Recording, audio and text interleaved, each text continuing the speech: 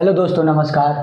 मैं आप आज सभी को इस इसके माध्यम से मैं बताने जा रहा हूँ 10 क्लास का क्वेश्चन है और चैप्टर 1 जिसका मैं आप लोगों को सामने बनाने जा रहा हूँ। तो देखिए, यहाँ क्वेश्चन दिया गया है।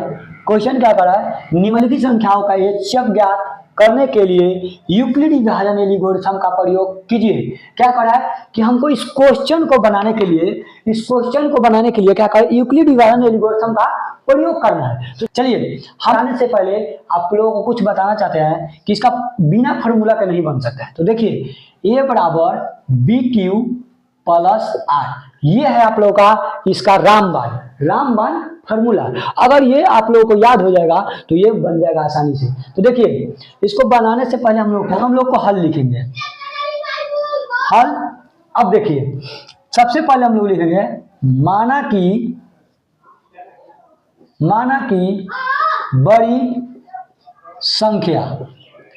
बड़ी संख्या बराबर, इस दोनों में से बड़ा कौन है? 504। तो हम लोग लिखेंगे 504 और छोटी संख्या बराबर, अब देखिए छोटी संख्या इसमें से कौन है? ये है छोटी संख्या बराबर 156। अब देखिए, अब क्या कर रहा है कि अब यूक्लिड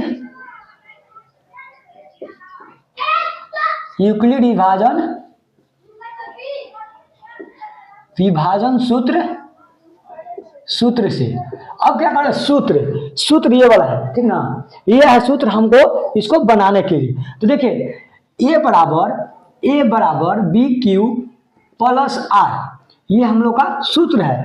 तो हम लोग देखिए, ए है तो ए के जगह पर सबसे बड़ा वाला पहले लिखेंगे।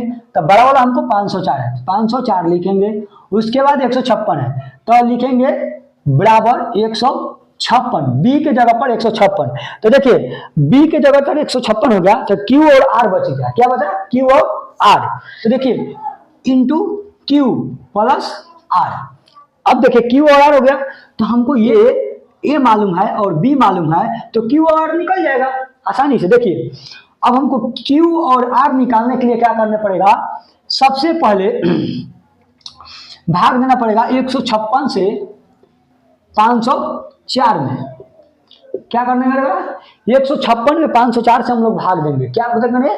भाग करेंगे। तो देखिए, 156 में हम लोग को 3 से गुना कीजिए। 6 18 का 8 एक हाथ में, अब 5 15 16 के 6 एक हाथ में, और 3 1 4, 468 हो गया। तो देखिए, 468 हो गया तो हम लोग को कितना बार में? 3 बार में लगा 468। अब देखिए, 1 10 4 14 में से 8 जाएगा तो कितना बचेगा? 6, और 9 में से 6 जाएगा तो 3, और 4 में से 4 जाएगा तो कटम कुटम। हमको आर बचा इतना और क्यू बचा इतना।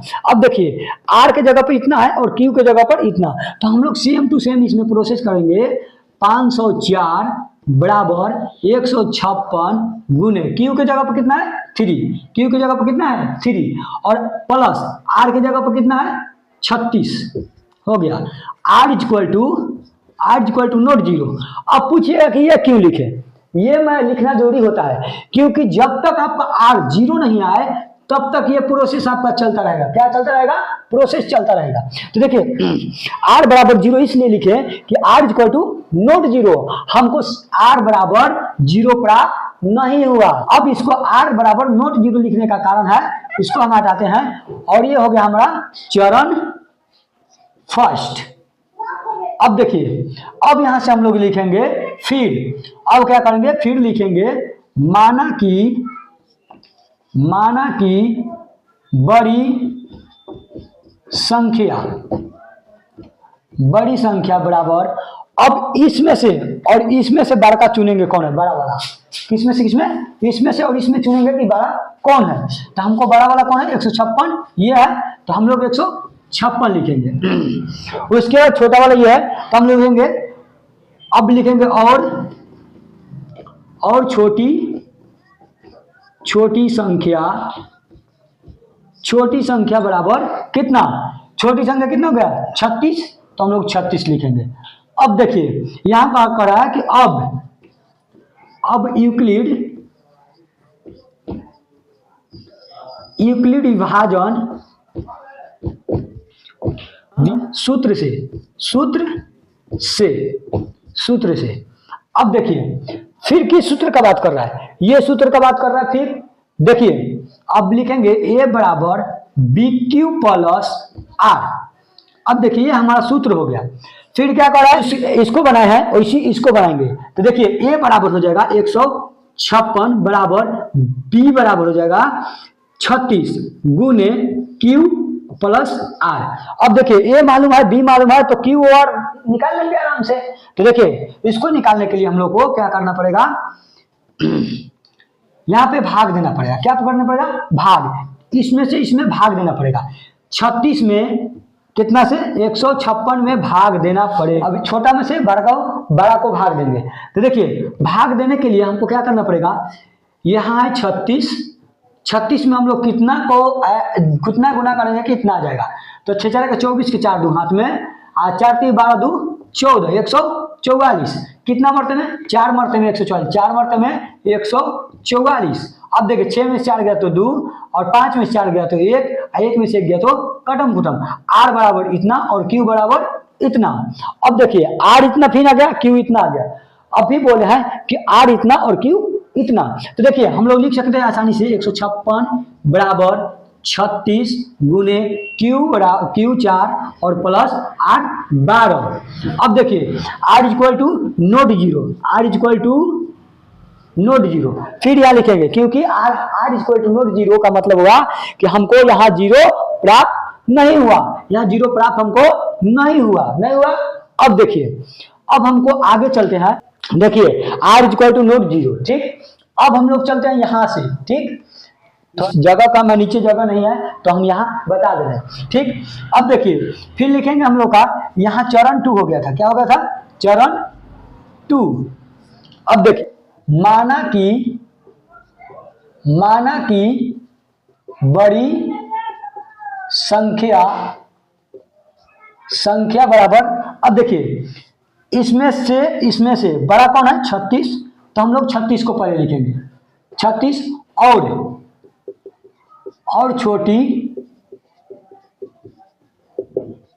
छोटी संख्या बराबर कितना है 12। छोटी संख्या हमको 12 आ गया, 12। चलिए अब यूक्लिड विभाजन एल्गोरिथम से देखिए अब क्या कर रहा है, अब यूक्लिड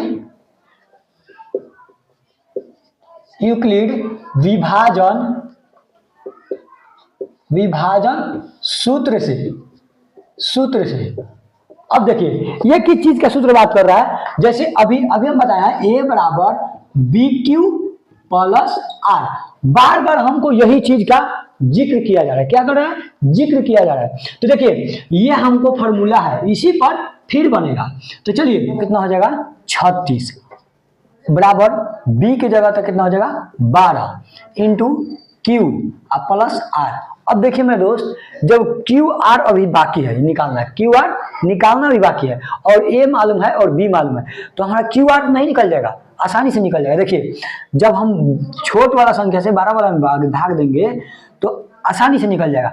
12 तिहाई 36, 3 मरते में 36, ये कट गया और यहाँ पूरा हमको 0 बच गया। कितना बच गया 0। हमको यही लाना था 0। ये हो गया हमारा आर और ये हो गया हमारा क्यू।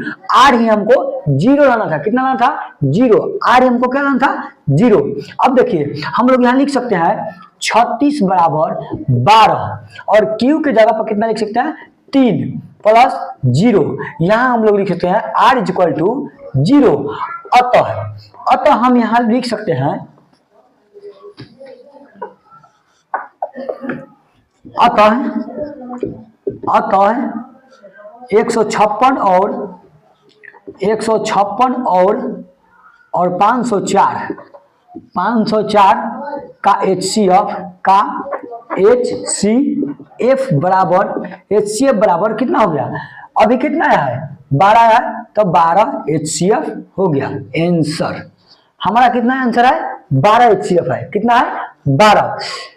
अब चलिए दोस्तों, अगर यहाँ इसमें किसी को नहीं समझ में आया हो, मेरे दोस्त को या किसी भाई को, तो आप ऑलरेडी कमेंट में पूछ सकते हैं। तो चलिए मेरे दोस्त, ऑल द बेस्ट। आज के लिए इतना ही।